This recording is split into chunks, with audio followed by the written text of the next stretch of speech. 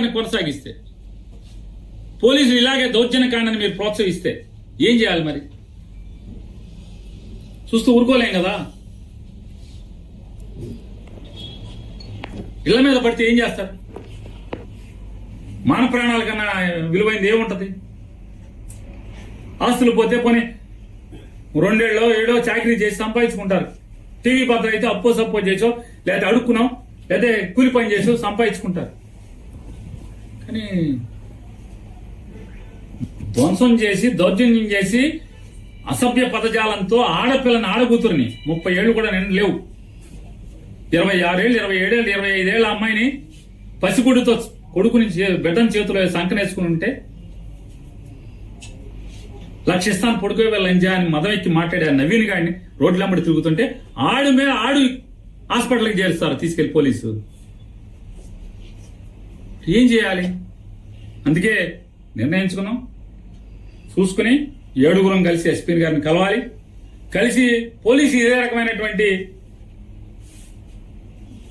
దగ్గరుండి ధ్వంసరచన చేయిస్తే, దగ్గరుండి ఇళ్ల మీద దాడులు, ఇళ్లు ధ్వంసం చేసి మనుషుల్ని ఇంట్లో ఆడవాళ్ళని కిచక పర్వం చేస్తే, హత్యాయత్నాలు చేస్తే చేయగలిగేదేమో. మీరేం చేయలేనంటే ఇక మేము చేసేది మేము చేసుకుందామండి ఎస్పీ గారు, మేము చేసుకుంటాం అని చెప్పి ఎస్పీ గారిని అడగాలని చెప్పని కూడా ఇవాళ మేము సమావేశమైనటువంటి వైఎస్ఆర్ కాంగ్రెస్ పార్టీ నాయకులందరం కూడా అనుకున్నాం. అలాగే ఎవరైతే నిర్బంధంలో ఉన్న జోగి రమేష్ గారు కానూరులో నిర్బంధించారు, అట్లాగే అనిల్ గారిని కూడా బెదవాళ్ళలో నిర్బంధించారు, అట్లాగే వంశీ గారిని కూడా బెదవాళ్ళలో నిర్బంధించారు.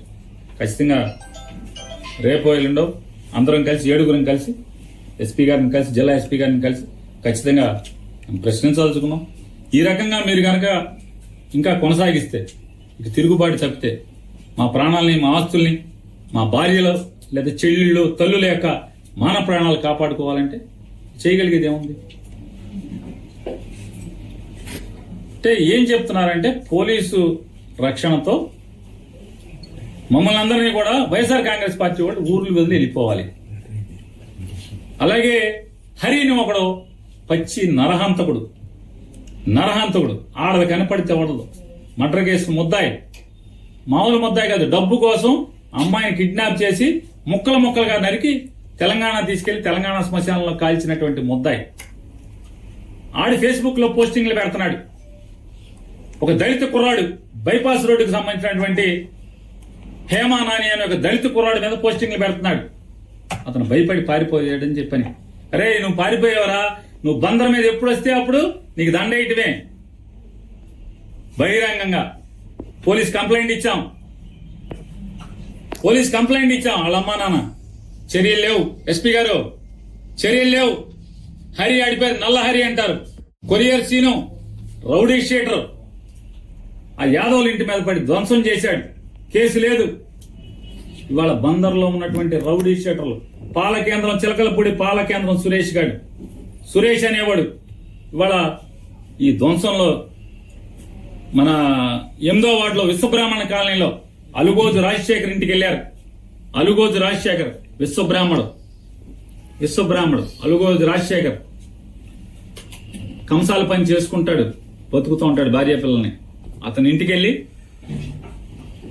ఇంట్లోకి వెళ్ళి తలుపు బదలగొట్టి తాళం బదలగొట్టి ఏడి ఆవిడ పక్కింట్లో కూర్చుంది భయం వేసి భార్య, ఏడి నీ మొగుడు లేడా, మర్డర్ చేసేస్తామని చెప్పని ఆ పాలకేంద్రం సురేష్ గారు మాట్లాడతాడు, ఆ మహేష్ అనేవాడు మాట్లాడతాడు, బెదిరిస్తారు. కంప్లైంట్ ఇచ్చినా కేసు తీసుకోరు, చర్య తీసుకోరు. ఆ పాలకేంద్రం సురేష్ అనేవాడు కలెక్టర్ బంగ్లా దగ్గర ఎన్జిఓ కాలనీలో ఒక వైఎస్ఆర్ కాంగ్రెస్ పార్టీ కార్యకర్తకి ఇంటికి వెళ్ళి కారు మీద రాస్తాడు, వీడిని వెనకాల షీల్డ్ మీద అది ఏం మిల్క్స్, అది